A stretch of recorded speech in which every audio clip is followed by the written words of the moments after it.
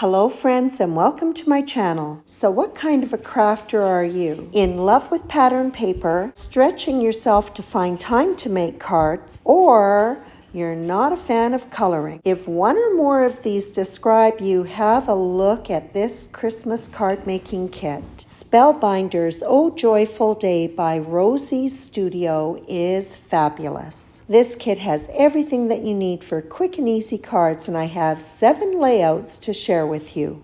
The 6x6 paper pack has 20 designs and 2 sheets of each one. I'm totally in love with the color palette. It also includes a sticker pack with 2 sheets filled with sentiments and elements. It's rounded off with chipboard embellishments and these really cute sticker buttons. The only thing that I've added are 3 nesting die sets that I had on hand. Okay, here we go with card 1. Started off with 5 dies from a nesting rectangular die set, and I've taped them together to cut my patterned paper. I want the red border on the edge of the card, so I'll discard the largest frame. The red cardstock is 4 1/4 by 5 1/2 inches, A2 size. The largest frame will be adhered to this panel. I'll be using liquid adhesive and applying just a thin stream all the way around the frame. And I'll get that centered on my panel, and the liquid adhesive gives me a little bit of flexibility so that I can get it centered. So from here on in, I'm not going to have to worry about centering anything. The next size frame is going to be put into position just as a placeholder. Now I can take my next frame, add my liquid adhesive, and then use the frame that I've just placed down to help me position this frame perfectly. I like to start at one end, getting it lined up, and then work towards the top. And the craft pick will help me remove that placeholder frame. And I'll do the same thing again. I'll take the next size frame and it'll be put down as a placeholder. Card center will be finished up with the patterned paper panel. So again, I'll line it up at the bottom and then work my way to the top and use my craft pick to remove the previous frame. And this panel is then adhered to an A2 size card base. The sentiment and the elements are from the sticker set. These stickers are clear, which is awesome. So when they're put down, you can still see the patterned paper around the edges of the image and the sentiment. I love that you can layer elements together. And I'll finish up by placing this pretty spray on top of the greenery.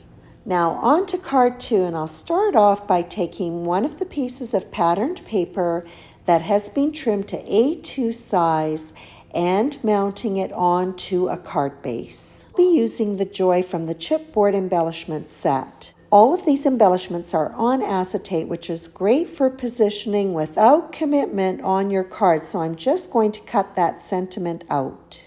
I've chosen 3 patterned papers and 2 colors of cardstock, which I've cut down into squares that measure 1 1/2 inches. I really want this design element to pop, so I've cut down white sheet foam slightly smaller than the paper ones. Then the foam squares are centered on the back of the paper squares.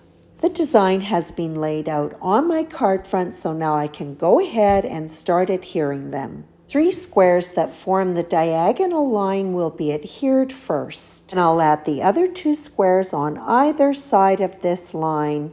And as I put my squares in place, I am trying to make sure that the spacing between them is uniform. These foam back squares will need some extra drying time before the overhanging bits are trimmed off. I'll flip my card over to the back side of the panel and push my blade of my scissors right up against the card's edge to trim off the excess. I use the Joy sentiment sitting on the acetate to help me determine exactly where it was going to be placed. These adhesive back letters are just laid down without any pressure placed on them, so I have a little bit of wiggle room to move them around. The bottom of the O is stabilized with some foam adhesive wrapping up this card. I love stripe pattern paper, be it bold stripes, thin stripes, doesn't matter. I love them all. This panel was trimmed down to 4 inches by 5 1/4 inches and is being adhered to an A2 size card base. I've cut 3 little rectangular panels out of patterned paper measuring 1 5/8 by 1.5 inches, cutting down some white sheet foam just a little bit smaller to mount them on. Once the foam has been centered on the back of the patterned paper, they are going to be adhered to gold glitter cardstock that measures 5 1/4 inches by 1 3/4 inches. Adhering things to glitter paper can be a little bit of a challenge. I went ahead and glued them on, then I picked up this rectangular panel to adhere to the card base, and they all fell off. Well, that's not quite true. One managed to stay on. I know this about glitter paper, but still sometimes I lack patience. So the gold glitter cardstock is going to be adhered edge to edge on the left-hand side of the striped panel. And my little foam back rectangles can be adhered back on, and this time I'll set some weight on it and let it dry. Go back to one of the sentiments in the sticker set, and I'm going to place joy vertically on the striped patterned paper. Doing this, I like to start with the letter that is in the middle of the word.